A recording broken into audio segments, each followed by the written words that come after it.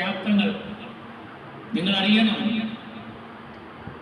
ആശ്വാസം വേണ്ടവർക്ക് ആശ്വാസം അതിൻ്റെ തെളിനീരായി ഒരു മിന്നാമിനിങ്ങിൻ്റെ നുറുന്നുവട്ടം പോലെ കലാപകലുഷിതമായ ഭൂമികളിലൊക്കെ നിറപുഞ്ചിരിയോടുകൂടി കടന്നു വന്ന മഹാനായ സയ്യിദ് മുഹമ്മദ് അലി ശിഹാബ് തങ്ങൾ ഉമ്മയോടൊരിക്കൽ പറഞ്ഞു, ഉപ്പാനെ കാണാനുള്ള മോഹം.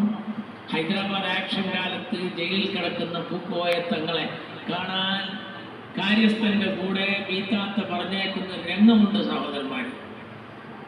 ആ പുതിയ ജയിലിൽ പോയി കിടന്ന് തങ്ങളെ പോയി കണ്ട് തങ്ങൾക്ക് കൈ കൊടുത്ത് കണ്ണിനീരൊലിപ്പിച്ചുകൊണ്ട് സയ്യിദ് മുഹമ്മദ് അലി ശിഹാബ് തങ്ങൾ ഇങ്ങനെ നടന്നു വരുമ്പോഴാണ് പാറാവുകാരൻ ഗേറ്റിന്റെ പരിസരത്ത് നിന്ന് പറഞ്ഞത്, നിങ്ങൾ ഉപ്പാനോട് മുസ്ലിം ലീഗ് എന്ന ഒഴിവായി എന്നൊരു വർത്താനം പറയാൻ പറ്റുമെന്ന് ഒന്ന് ചോദിച്ചു നോക്കി, എങ്കിൽ നിങ്ങളെ കൂടെ വിട്ടോളാം. ഇത് കേട്ട് സന്തോഷത്തോടുകൂടി എൻ്റെ പൊന്നു ശിഹാബ് തങ്ങൾ ഓടിച്ചെന്നാണ്. ഇവിടെ കടന്നു വന്നപ്പോ കൈകൊട്ടി വിളിച്ച് മന്ദിരായ തങ്ങൾ വന്നപ്പോ ആ നിൽക്കുന്ന ആള് പറയാൻ, എൻ്റെ കൂടെ വരാൻ ഒന്നിച്ച് കിടന്നുറങ്ങാം എന്നുള്ള സന്തോഷമാണ് പറഞ്ഞത് എന്ന് പറഞ്ഞപ്പോ ഉപ്പോയത്തങ്ങൾ അതിന് പറഞ്ഞ മറുപടി, മോനെ ഇതിൻ്റെ കുട്ടിനും വേണം, എൻ്റെ മുസ്ലിം ലീഗും വേണം, എൻ്റെ കുട്ടി പൊയ്ക്കോ എന്ന് പറഞ്ഞ ഉപ്പോയത്തങ്ങളെ വളർത്തിയ പ്രസ്ഥാനാണിത്. നമ്മൾ ഇന്നത് കണ്ണുമഴിച്ചപ്പോൾ കണ്ടതാണ്. നമ്മളിത് പുതിയ തലമുറക്കൊരു കേടുപാടും കൂടാതെ കൈമാറണം.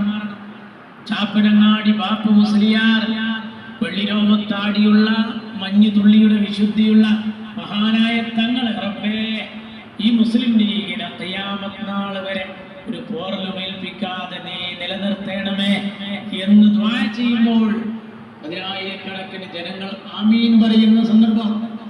മഹാനായ ചാപ്പനങ്ങാടി ബാപ്പു മുസ്ലിയാർ നിങ്ങൾ അറിയണം.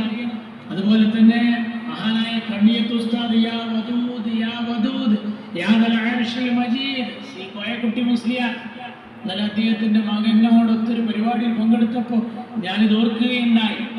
മഹാരഥന്മാരായ ഉലമാക്കൾ, ഉമറാക്കൾ അവരുടെ പ്രാർത്ഥനാ നിർഭരമായ ആ കൈയുയർത്തൽ അൽഹംദുലില്ലാഹ് ആ ഇസ്സത്തിലാണ്. ആന കുത്തിയാലും കുലുങ്ങാത്ത വിധം എന്തൊക്കെ ശത്രുക്കൾ ആവനാടിയിലെ ഏതസ്ത്രം എയ്തുവിട്ടാലും മുസ്ലിം ലീഗിനൊരു പോറൽ മേൽക്കാതെ ഇന്നും നിലനിന്ന് പോരുന്നത്.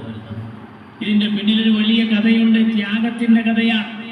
ഇതുണ്ടാക്കിയ ഖായിദെ മില്ലത്തിനോട് അന്ന് നെഹ്റു ചോദിച്ചൊരു ചോദ്യമുണ്ട്, നിങ്ങളെ മുറാദുകളൊക്കെ ഒരു വെള്ളക്കടലാസിൽ